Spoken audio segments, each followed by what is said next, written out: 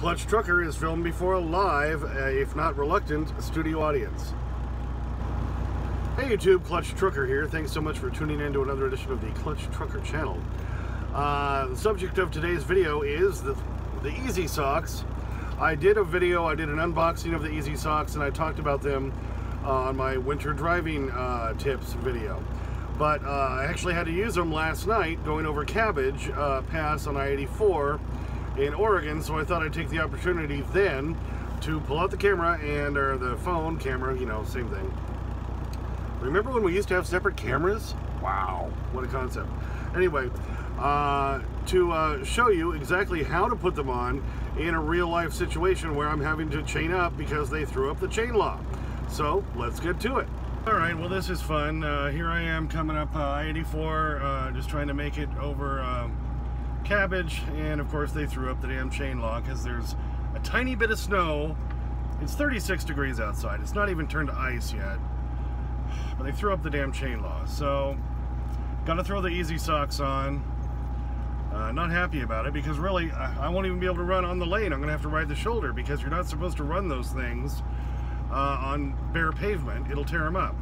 Only ice and snow. So to stay on the snow, I've got to stay on the shoulder to make it through this freaking chain law, but they put that up, so this is the last year when I had to use them. I had to use them in this exact same spot, I-84 at the Kamala exit, I think it is. So I figured I'll take this opportunity to show how to put these things on and show you what's going on. All right, now I keep mine up here under the mattress on my upper bunk, so I'm just gonna pull that down. There's where I keep my EZ-SOX. There they are, and when I get outside we'll put them on. Okay, you can see I've started to work it over the tire, and I'm going to pull it down as far as I can close to the ground. That's about as far down as I can get it here. You can see how it is around the tire. Then we're going to do all the rest of them, and then I'll roll forward a half turn and we stretch them over the top.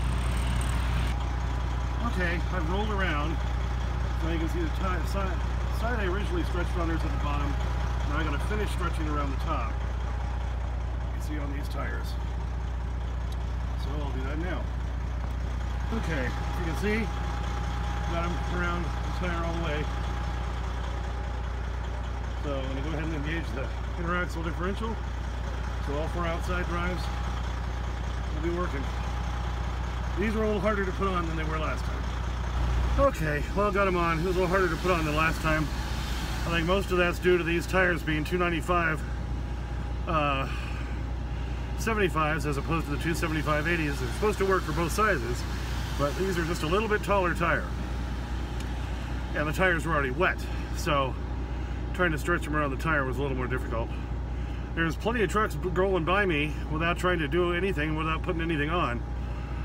Apparently I-84 is now closed eastbound because of multiple wrecks up the Cabbage Hill. But I got my EZ-SOX on now, so I'm going to keep rolling, and we'll see what happens. In the process, my freaking glasses broke. Screw fell out to hold the lens in place, so I'm having a wonderful freaking day. So here I am, chugging along with my EZ-SOX on.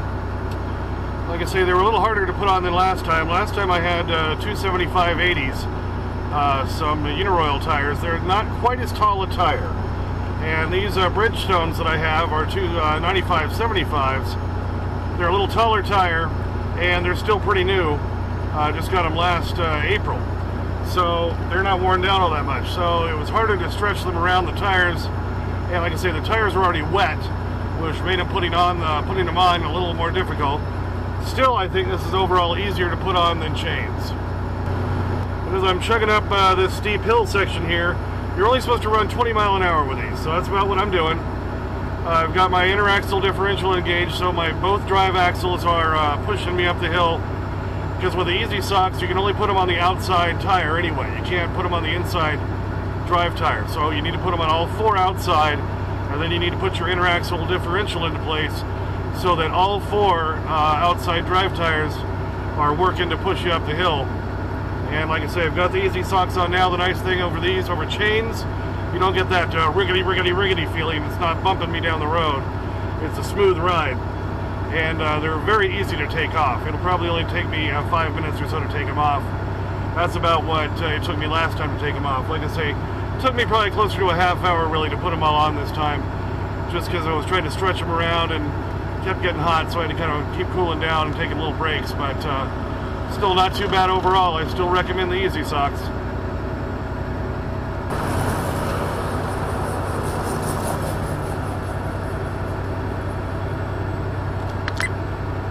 UPS with doubles just rolled past me, and he had his chains on. I could hear him when he rolled by. With chains, yes, you can drive faster, but probably still shouldn't go over like 30, 35 with chains. Because if one of those links comes off, it'll start beating the crap out of your truck or your trailer. So you got to really watch it with those as well. Like I say, the EZ-SOX, you shouldn't go over 20 miles an hour is what they say, so that's what I'm doing because I don't want to tear them up. Okay, well, an hour and a half later, that's how long it took to go, just about 35 miles. My glasses broke, that's fun. Anyway, so now I'm down right here before the Pendleton exit in the chain removal area where I'm going to pull the EZ-SOX off. Where's the chains come off at?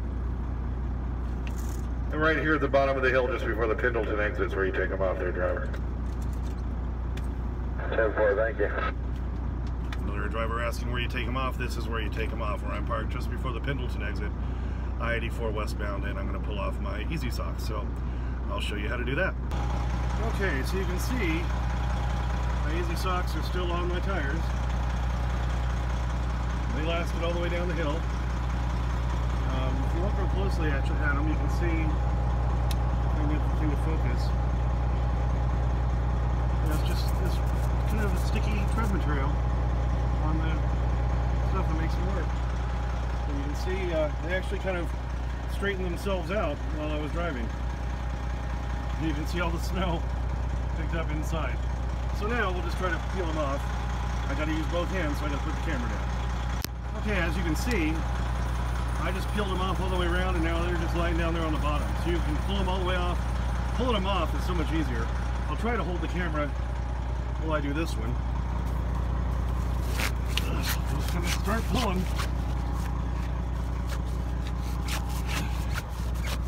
From that back side.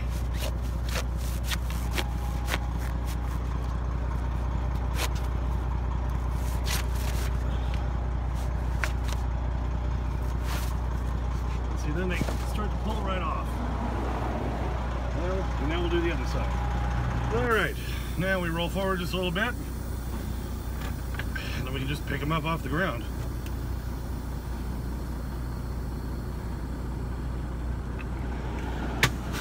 Hopefully that was enough. Alright, just threw my EZ-SOX down here on the floor. Still got my bunk down. You can see I left the plastic opened up there.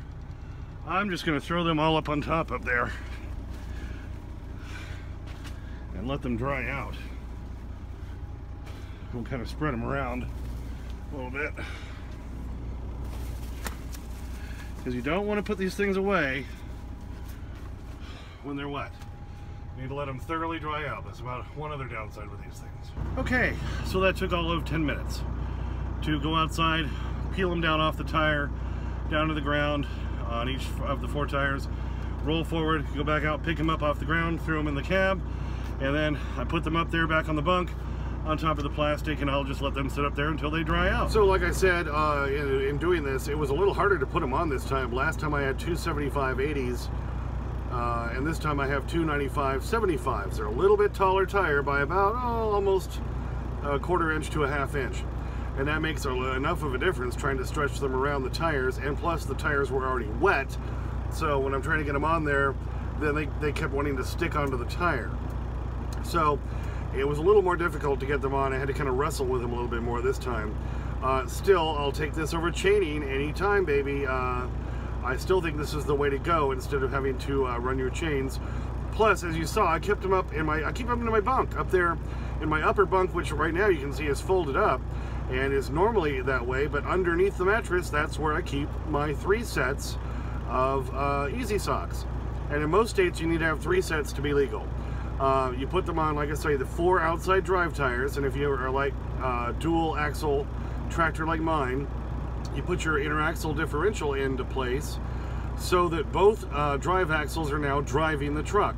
So therefore, all 4 outside drive tires have the traction method required by all states now. And then you can put them on the trailer too, you know, if you need to for the state you're in. I still, like I say, think they're the way to go. As you saw, taking them off was so quick and easy. And like I say, the worst part about them is you got to let them dry out before you put them back in the package. Also, unlike chains, you can only go about 20 miles an hour with these, or else you'll tear them up. And you have to be on snow or ice, not on dry pavement, or you'll tear them up. So, but you saw how I was able to use them, and you saw some video as I was driving where at that point it was all snowpacked, so it was fine. And when I got to the bottom of the hill just before Pendleton and took them off, that's right after that, then there's patches of road sticking through, so I'm glad I took them off right when I did. Oh, quick note, I was able to fix my glasses. Luckily, I have a set of those little mini screwdrivers. You know, I bought them years ago at Radio Shack, and I had a couple of old pair of glasses up there. Didn't remember I had them, which I'm really glad I did, because I was able to get a screw to put this one back in, because of course everywhere I looked, nobody has the eyeglass repair kits anymore.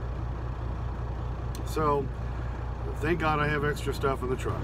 So delivered to my 2 Costco's on the peninsula there, you know, west of Seattle. Kind of that weird kind of chunk of land that goes up. It's kind of mountainous over there. I've never been over there before, but there's no truck stops, no rest areas. So once I delivered there, and of course they kicked me out of the second Costco, I had to PC back to Kent and do the rest of my 10-hour break. Then I picked up a load in Kent, Washington, right nearby, of appliances. I've got 4 drops, but this load is paying really well. It's paying $2,500 for a total of like 680 miles. That's well over $3 a mile. Can't complain. My first delivery tomorrow in Walla Walla, Washington.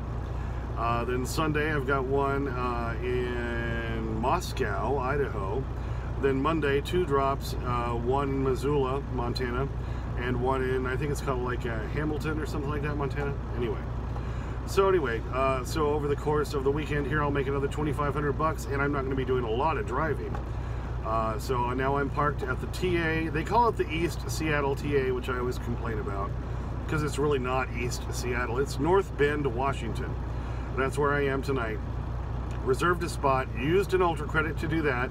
Watch my videos about taking advantage of TA Petro's Ultra 1 points program, and you'll never pay for reserved parking again. And then once I got here, I used an Ultra credit for my shower. So there you go. So here I am parked here tonight at the TA North Bend, Washington on I-90, and I'll be heading down towards Walla, Washington to deliver tomorrow. Hey, thanks so much for tuning in. Hope you enjoyed this edition of the Clutch Trucker channel, talking about the installation and actual usage of the EZ-SOX. Hope that helps some of you drivers out. Like I say, I'm a big fan of them. I still would do that over chains any day. Thanks for tuning in. Please subscribe, please like, please comment, ring that bell, sniff the magic YouTube fairy dust. As always, clutch out.